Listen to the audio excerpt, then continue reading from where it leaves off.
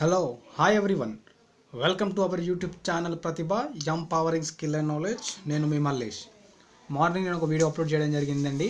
ఈ యొక్క రిజర్వేషన్స్ పై ఒక తప్పు దొరలడం జరిగింది. అందులో బీసీసీ యొక్క రిజర్వేషన్ 1% అయితే నేను 5%గా రాయడం జరిగింది. Sorry for that. మీరు దాని పరిగణలో తీసుకోవద్దు. ఎందుకంటే నేను ఆ పైన సీరియల్ నెంబర్ వేయడం జరిగింది 5 అని చెప్పి. మీరు ఒకసారి నోటిఫికేషన్ కూడా చూడొచ్చు. కొంచెం గ్యాప్లో నేను రాసేటప్పుడు కొంచెం గ్యాప్ రావడం వల్ల అది రావడం జరిగింది. సో దాని అందరూ అభ్యర్థులు క్షమించాలి. సో ఇక్కడ నేను మళ్ళీ అది ఆల్రెడీ కొంతమంది వీడియో చూశారు కాబట్టి నేను ఇన్డెప్త్గా ఏం చెప్పను.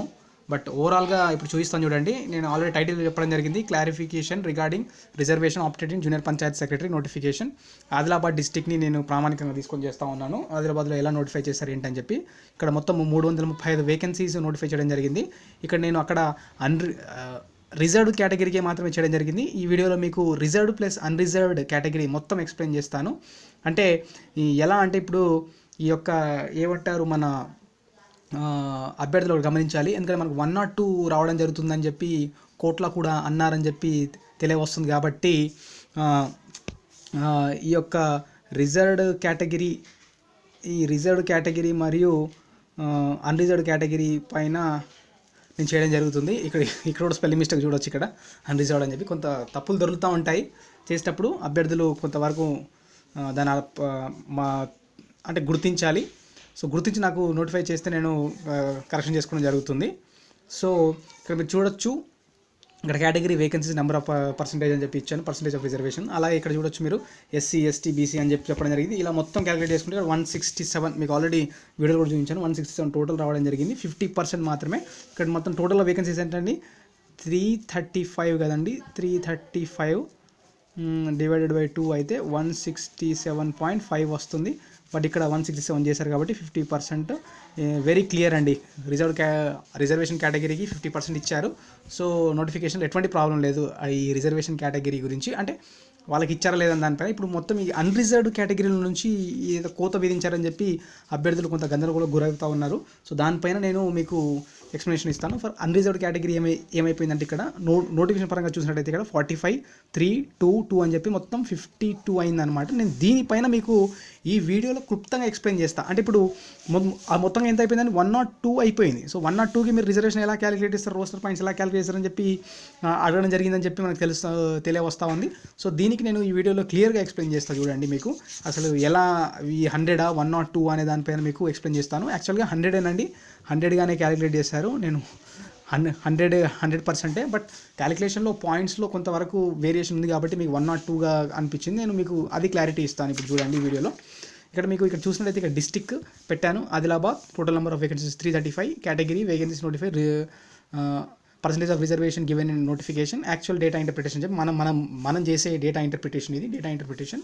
ఇక్కడ మీరు చూడొచ్చు SC 33, 17 ఇదంతా మీరు ఆ వీడియోలో చూసినట్టే. ఇక్కడ కిందగా చూసినట్టయితే మీరు ఇక్కడ వరకు సేమ్ అండి. ఎందుకంటే మనము ఈ రిజర్వేషన్ కేటగిరీలో చూసాం కాబట్టి ఇక్కడ వరకు 50 కరెక్ట్గానే వస్తూ ఉంది.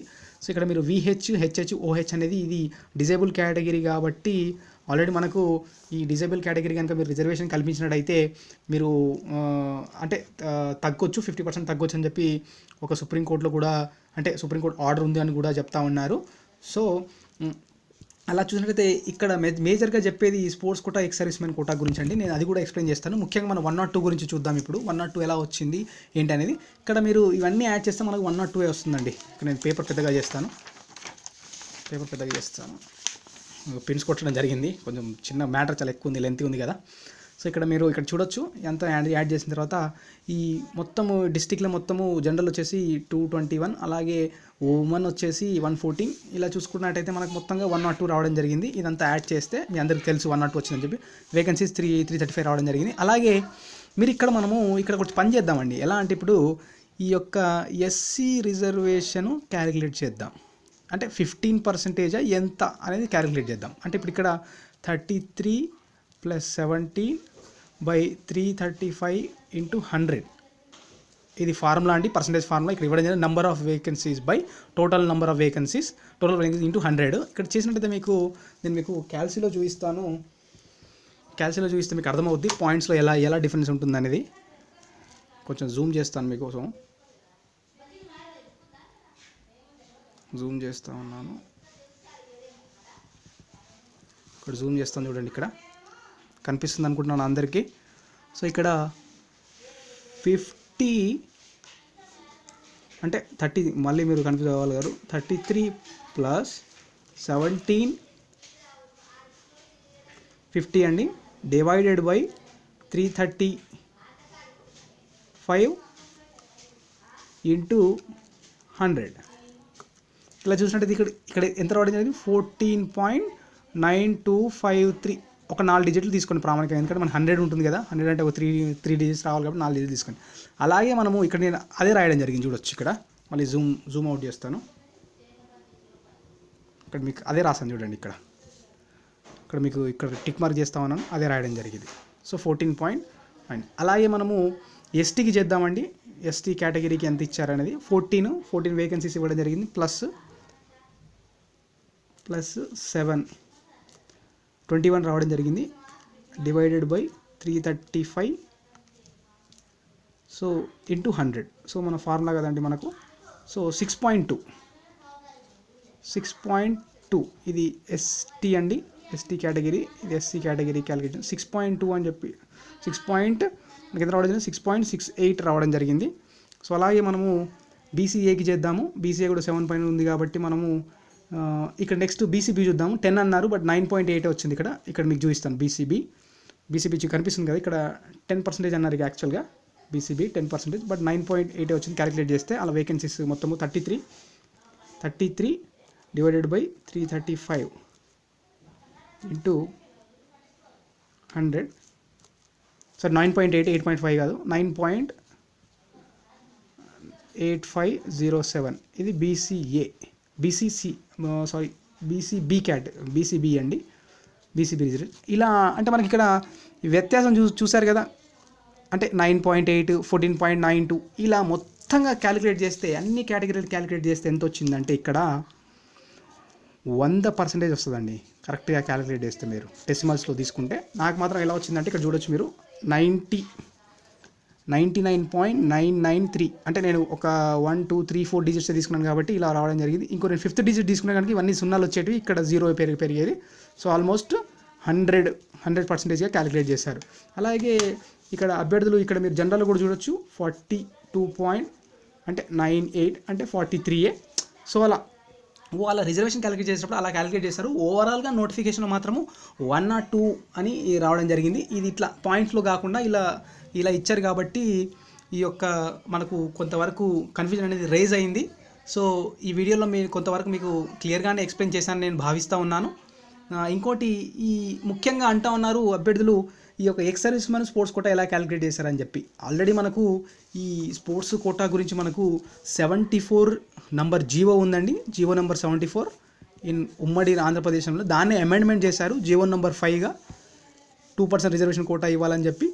2 రోస్టర్ పాయింట్ 48 దగ్గర మరియు 98 దగ్గర రోస్టర్ పాయింట్స్ దగ్గర వీళ్ళకు స్పోర్ట్స్ కోటా 2% ఇవ్వాలని చెప్పి గవర్నమెంట్ జీవో ఉంది, ఆల్రెడీ మీరు చెక్ చేసుకోవచ్చు. ఇంకోటి మనకు అలాగే దీన్ని ఓపెన్లోకి పరిగణిస్తారు అని చెప్పడం జరిగిందన్నమాట. అంటే ఇప్పుడు ఎట్లా అంటే ఇప్పుడు 43 ఓపెన్ ఇవ్వడం జరిగింది జనరల్.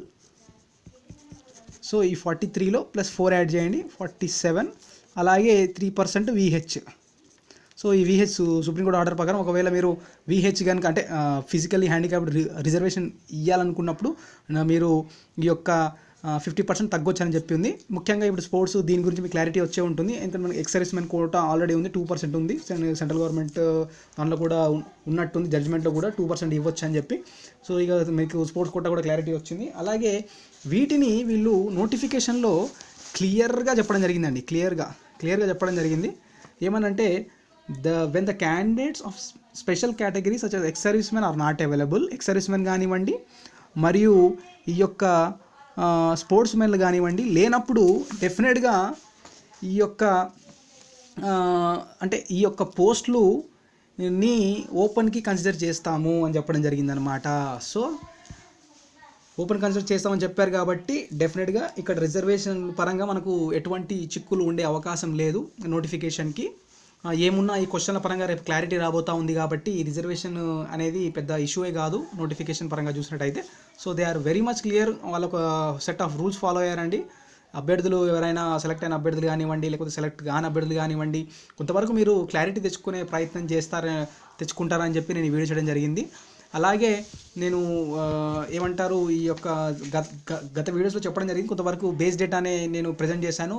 ఎవరికి వ్యతిరేకం కాదు, సెలెక్ట్ అయిన అభ్యర్థులు నాకు ఫేవర్ ఏం కాదు, లేకపోతే సెలెక్ట్ కాని వాళ్ళు ఎవరు ఫేవర్ ఏం కాదు. ఇట్స్ అన్ అల్టిమేట్గా నా మాధ్యమం ఏంటంటే ఉన్న డేటాని ఎంతవరకు కరెక్ట్ అనే దాన్ని నేను ప్రజల ముందు పెట్టడం జరుగుతుంది. అంతేగాని లేకపోతే నాకు వ్యూస్ కావాలనుకుంటే నేను 4 లక్షలు అంటే 4.6 ఎవరు అభ్యర్థులు ఎవరున్నారో నేను వాళ్ళ తరఫున ఉండేవాడిని. అంటే వాళ్ళ తరఫునని కాదు, వాళ్ళ దగ్గర అంటే ఒక వ్యాలిడ్ పాయింట్ కనుక ఉంటే అభ్యర్థుల తరఫు నుంచి డెఫినెట్గా I will be supporting them. నేను వీళ్ళని సపోర్ట్ చేసినట్టు కాదు, వాళ్ళని వ్యతిరేకించినట్టు కాదు, ఎవరిని వ్యతిరేకించినట్టు కాదు. ఇట్స్ అన్ అల్టిమేట్గా ఆన్ ద రికార్డ్ డేటాని జనాలకు మనం ఎంతవరకు ప్రజెంట్ చేయగలమనే ఒక ముఖ్య ఉద్దేశంతోనే మాధ్యమంలోనే నేను మీకు డేటా ప్రజెంట్ చేస్తూ ఉన్నాను. రేపు నేను తెలుసుకుంటాను డైరెక్ట్గా కోర్టుకు వెళ్ళి, అంటే ఏం జరుగుతుంది ఏంటి అనేది నేను తెలుసుకుంటాను. అభ్యర్థులకు డైరెక్ట్గా ఇన్ఫర్మేషన్ ఇస్తాను. కోర్టుకు వెళ్ళి అక్కడ నుంచి డైరెక్ట్గా కొంతవరకు నేను వీడియో రూపంలో తీసుకొచ్చే ప్రయత్నం చేస్తాను. అంటే ఏం జరిగింది అనేది ఒక 1 మినిట్లో చెప్పడానికి ప్రయత్నం చేస్తాను. ఇంకోటి ఎందుకంటే నేను ఎందుకు వెళ్తున్నానంటే మనకు చాలా కన్ఫ్యూజన్స్ ఉన్నాయండి. చాలామంది దీనిపైన ఒక టెన్షన్ వాతావరణం ఉందన్నమాట. సో దీన్ని మనకు అంటే నేను వెళ్ళకుండా వేరే వాళ్ళు వెళ్ళిన డేటాని నేను ప్రజెంట్ చేస్తే వేరేలాగా ఉంటుంది. మల్లేష్ వెళ్ళి చూసి ఓకే రైట్ ఇది జరిగింది అని చెప్పి వేరే వాళ్ళు, నేను అంతకుముందు కూడా కోర్టు కేసు ఎత్తేసారని చెప్పి మనకు క్లారిటీగా గవర్నమెంట్ పీరియడ్ కనుక్కొని నేను చెప్పడం జరిగింది. అలాగే ఈ కేసులో కూడా ఏముంది, అభ్యర్థులకు మార్క్స్ ఎలిజిబుల్గా జెన్యూన్గా మార్క్స్ యాడ్ అయితే అంటే మీరు సెలెక్ట్ అయిన అభ్యర్థులు కానీ ఎవరు అబ్జెక్షన్ చేయరు. ఇట్స్ అన్ అల్టిమేట్గా ఏంటంటే వాళ్ళు సెలెక్ట్ అయ్యారు, మీరు సెలెక్ట్ కాలేదు, ఒక యుద్ధ వాతావరణం ఏర్పడుతుంది. కాబట్టి దీన్ని క్లారిఫికేషన్గా రేపు క్లారిటీ వస్తుందని అందరూ ఆశాభావం వ్యక్తం చేస్తూ ఉన్నారు. ఎవరైనా సరే జెన్యూన్ క్యాండిడేట్ సెలెక్ట్ కావాలి, అది మీరైనా ఎవరైనా సరే, ఎవరికి వ్యతిరేకం కాదు. ప్రతిభ యూట్యూబ్ ఛానల్ అనేది అల్టిమేట్గా ఒక మంచి సోర్స్ని జనాలకు ఇవ్వాలని చెప్పి నేను ఓపెన్ చేయడం జరిగింది. నేను కూడా ఒక అభ్యర్థిని, ఒక ఆస్పిరెంట్ అని మీకు చెప్పిన. చాలామంది అంటూ ఉన్నారు మీరు 40 years 30 years ఉండొచ్చు మీరు, అందుకే మీకు జాబ్ రాదని. కాదండి, నా ఏజ్ 25. నేను ఇక్కడ రీసెంట్గానే కంప్లీట్ చేశాను, నా గ్రాడ్యుయేషన్ అవి కంప్లీట్ చేసి బాగానే జాబ్ చేసుకుంటా ఉన్నాను. నాకేం అంతగా జేపీఎస్ పైన లేకపోతే ఎవరికైనా ఆశ ఉంటుంది జాబ్ అంటే ఒక లైఫ్ సెట్ అవుతుందని. ఆ పర్స్పెక్టివ్లో నేను కొంతవరకు వెళ్ళి ఉండొచ్చేమో కానీ ఎవరికి వ్యతిరేకం కాదు. నేను ఉన్న ప్రజెంట్ డేటాని ప్రజెంట్ చేయడం జరిగింది. మీకు ఏమైనా డేటాలో కనుక మిస్టేక్స్ కనిపిస్తే you let him bring to my notice. నేను డెఫినెట్గా అవి కరెక్ట్ చేసుకోవాలనే ప్రయత్నం చేస్తాను. థ్యాంక్ యూ అండి. ఈ వీడియో కనుక నచ్చితే లైక్ చేయండి, షేర్ చేయండి. ఏమైనా డౌట్ ఉంటే కింద కమెంట్ బాక్స్లో కమెంట్ చేయండి. మంచి వీడియోస్ కోసము ప్రతిభ యూట్యూబ్ ఛానల్ని సబ్స్క్రైబ్ చేయండి. Thank you for watching. Signing off. నేను మీ మల్లేష్.